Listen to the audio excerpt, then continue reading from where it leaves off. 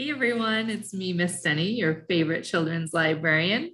Thanks for joining me and welcome to the third edition of Fairy Tale Fridays.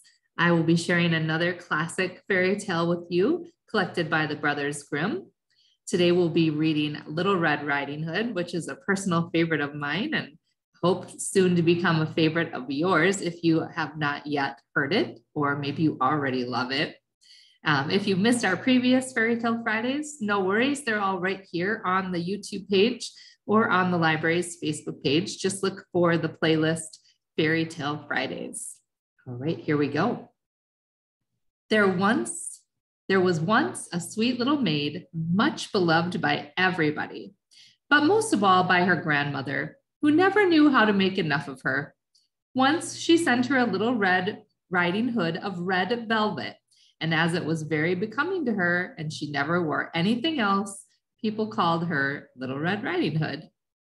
One day, her mother said to her, "Come, Little Red Riding Hood, here are some cakes and a flask of wine for you to take to grandmother.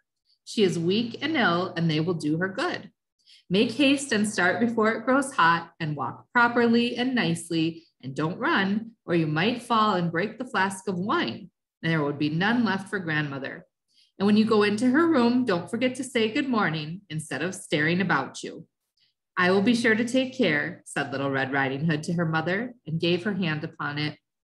Now the grandmother lived away in the wood, half an hour's walk from the village. And when Little Red Riding Hood had reached the wood, she met the wolf, but as she did not know what a bad sort of animal he was, she did not feel frightened. "Good day, Little Red Riding Hood," said he. "Thank you kindly, Wolf," answered she. "Where are you going so early, Little Red Riding Hood?" "To my grandmother's." "What are you carrying under your apron?" "Cakes and wine. We baked yesterday, and my grandmother is very weak and ill, so they will do her good and strengthen her." "Where does your grandmother live, Little Red Riding Hood?" "A quarter of an hour's walk from here. Her house stands beneath 3 oak trees, and you may know it by the hazel bushes," said Little Red Riding Hood. The wolf thought to himself, "That tender young thing would be a delicious morsel and would taste better than the old one. I must manage somehow to get both of them."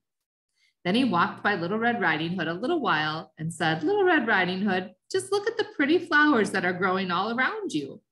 I don't think you are listening to the song of the birds. You are posting along just as if you are going to school. And it is so delightful out here in the wood." Little Red Riding Hood glanced around her, and when she saw the sunbeams darting here and there through the trees and lovely flowers everywhere, she thought to herself, "If I were to take a fresh nosegay to my grandmother, she would be very pleased, and it is so early in the day that I shall reach her in plenty of time." And so she ran about in the wood looking for flowers. And as she picked one, she saw a still prettier one a little farther off, and so she went farther and farther into the wood. But the wolf went straight to the grandmother's house and knocked on the door. "Who is there?" cried the grandmother. "Little Red Riding Hood," he answered, "and I have brought you some cake and wine. Please open the door." "Lift the latch," cried grandmother. "I am too feeble to get up." So the wolf lifted the latch and the door flew open, and he fell on the grandmother and ate her up without saying one word. Then he drew on her clothes, put on her cap, and lay down in her bed and drew the curtains. Little Red Riding Hood was all this time running about among the flowers. When she had gathered as many as she could hold, she remembered her grandmother and set off to go to her. She was surprised to find the door standing open. And when she came inside, she felt very strange and thought to herself, "Oh dear, how uncomfortable I feel. And I was so glad this morning to go to my grandmother." When she said good morning, there was no answer. Then she went up to the bed and drew back the curtains, and there lay the grandmother with her cap pulled over her eyes so that she looked very odd. "Oh, grandmother, what large ears you have, the better to hear you with." "Oh, grandmother, what great eyes you have, the better to see you with." "Oh, grandmother, what large hands you have, the better to take hold of you with."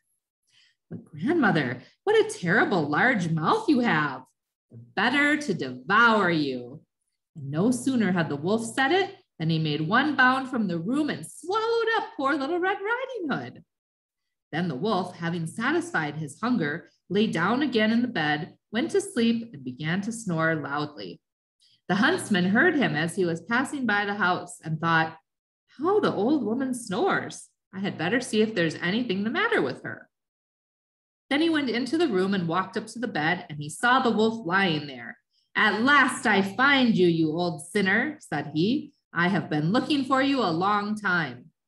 And he made up his mind that the wolf had swallowed the grandmother whole and that she might yet be saved. So he did not fire, but instead took a pair of shears and began to slit up the wolf's body.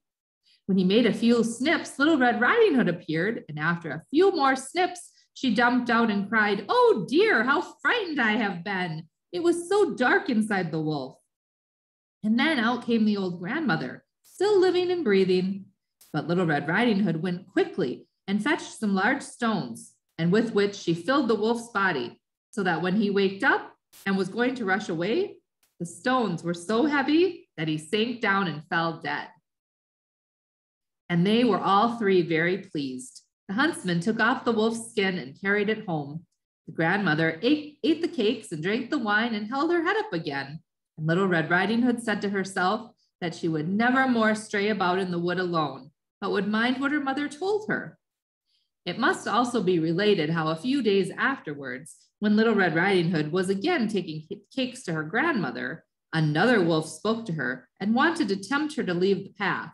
But she was on her guard and went straight on her way and told her grandmother how that the wolf had met her and wished her a good day, but had looked so wicked about the eyes that she had thought it had not been on the high road, he would have devoured her.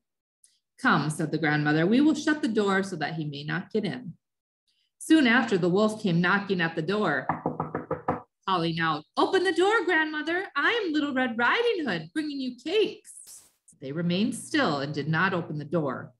After that, the wolf slunk by the house and got at last upon the roof to wait until Little Red Riding Hood should return home in the evening.